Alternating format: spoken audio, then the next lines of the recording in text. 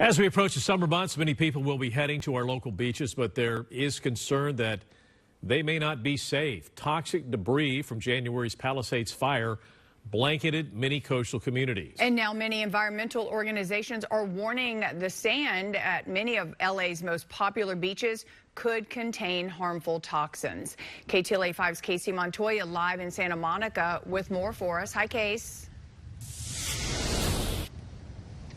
So the state water board actually tested this sand at the end of February. They gave the results in March over to the county, and then in April, the county released those results. It then took us weeks to get answers from different government agencies before we could even do this story. The issue, as you can see, is even 4 months after the Palisades fire, there is still toxic debris here on the beach. A local conservationist who's also a mom spent $8,000 of her own money to have this sand tested, and she found elevated levels of toxic metals that are known to pose serious health risks. It's shocking. I know it's hard to believe, but kids play here all the time. I see kids in this water.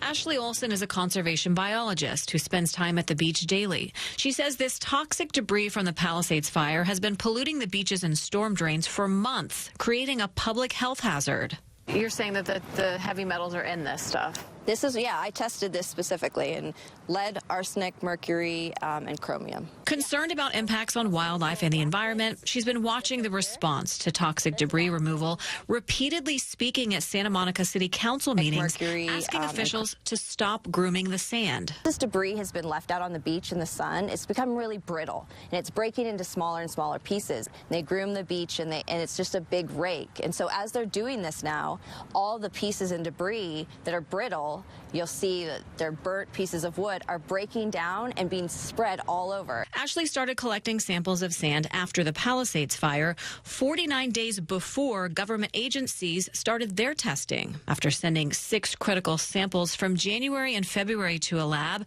she compared her data to the California human health screening levels. Her results were alarming. Arsenic, chromium, and mercury were above safe levels, rising even more after 2 rain events.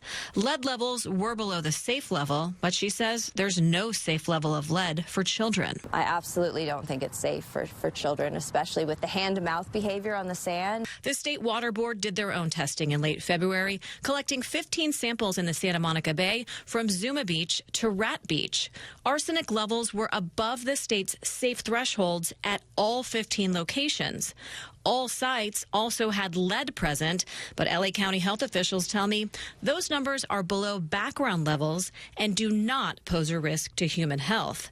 In fact, they say beachgoers may now enter the ocean water and recreate on the sand in these areas, but they are still advised to avoid fire debris in the water as it may contain harmful substances. I wouldn't want my children playing in that sand. I wouldn't want that sand in my sandbox. Jane Williams is the executive director of California Communities Against Toxics. She says the metrics being used by the county are dated, pointing to the fact that in January, the EPA tightened decades-old standards to better protect children and families from lead dust exposure. The most current EPA standards on indoor lead exposure is 0. And the most current Center for Disease Control guidance document on lead exposure is 0.